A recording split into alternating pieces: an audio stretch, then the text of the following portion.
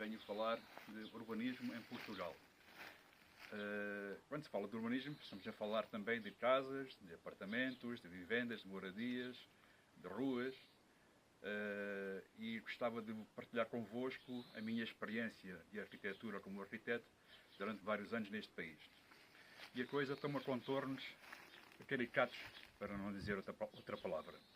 Por exemplo, Portugal é o país onde não se pode fazer um pequeno hotel rural na Costa Vicentina, ou uma pequena construção, ou mesmo reabilitar uma ruína, porque é paisagem protegida e não se pode construir. Mas, no entanto, no mesmo Parque Natural, Costa Vicentina e paisagem protegida, podem-se fazer estufas, hectares e hectares de estufas, milhares e milhares de metros quadrados, terrenos a perder de vista com estufas em plástico e metal e madeira, algo que, como qualquer um percebe, não dignifica a paisagem. Eu pessoalmente achava que fazia muito menos mal à paisagem uma ruína ser reconvertida num hotel rural ou numa moradia, bonitinha, tratadinha, do que aquele infinito mar de plásticos degradados de mau aspecto que se vê na Costa Vicentina.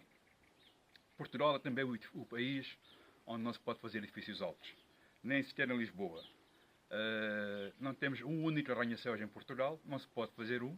Houve colegas meus que já tentaram fazer arranha-céus em Lisboa, na margem sul, foram chumbados, impedidos. E quero lembrar-vos apenas uma coisa: os países ricos, todos eles têm arranha-céus, ou quase todos eles.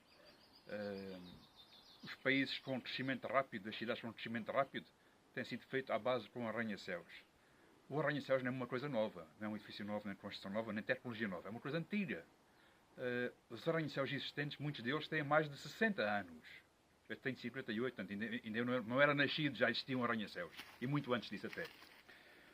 No começo do século já se faziam arranha-céus, do século passado. Portanto, há mais de 100 anos.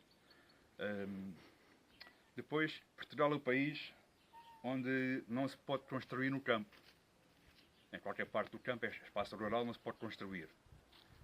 Mas pode fazer pedreiras. Uma casa ou um prédio faz mal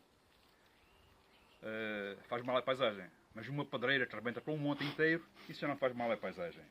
Eu não sei se vocês acham pior um prédio no meio de um campo na paisagem, ou uma pedreira que ficou abandonada, a céu aberto, um buraco de um monte escavado.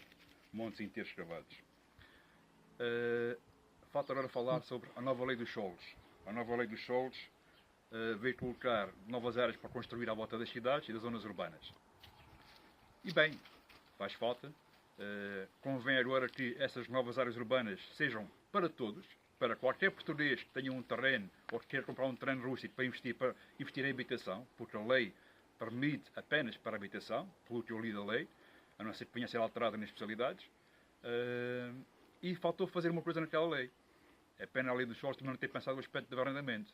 Permitir fazer novas habitações fora das zonas rurais, das zonas urbanas, limítrofes, ou seja, próximas das cidades, ou zonas de expansão das cidades, mas deviam também ter previsto condições especiais para que se fizesse construção para arrendar a preços acessíveis. Pessoalmente já tentei fazer um projeto desses para Lagos, sondei a Câmara, a resposta que me deram foi: nós não nos opomos. Uma Câmara que tinha prometido fazer 600 fogos e não fez ainda um, diz que não se opõe que eu faça projetos para arrendar casas de 500 e 400 euros. Enfim, é o país que temos. E por último, como é que se pode fazer a habitação barata em Portugal e pôr rapidamente a habitação barata em Portugal? Como uma coisa que já existe, são as casas de habitação, as casas de madeira. Aquelas casas transportáveis em madeira, que há muitas ilegais e pelo país fora. Já se podia estar a trabalhar num processo de licenciamento para esse tipo de casas. São casas praticamente iguais à estrutura, elas variam muito pouco, são um projeto de tipo praticamente, e podia ser uma resposta rapidíssima para a falta de habitação. Aqui no Algarve há centenas, se não milhares, de casas de madeira, muitas delas já à venda, outras ilegais, talvez uma outra legalizada. Por que não permitir legalizar essas casas de madeira com condições, dando-lhes infraestruturas, obrigando-lhes a colocar infraestruturas de esgotos e eletricidade, como toda esta construção, porque muitas vezes em Portugal diz que são contra a habitação dispersa, porque obriga um custo de infraestruturas, quer de esgotos, quer da eletricidade, etc. É mentira. Todo construtor, mas todo sem exceção, que fez urbanizações em Portugal, teve de pagar do bolso dele as estradas, os passeios, os postos de transformação, os postos de eletricidade, os postos de transformação para a eletricidade. Todas as infraestruturas foram pagas. Quem faz uma casa no campo paga para as infraestruturas lá serem colocadas. Portanto, não é um acréscimo, não é um custo para as câmaras, como muitos dos corruptos nas câmaras têm muito a dizer, para se opor à habitação dispersa. Portugal é um país de habitação dispersa.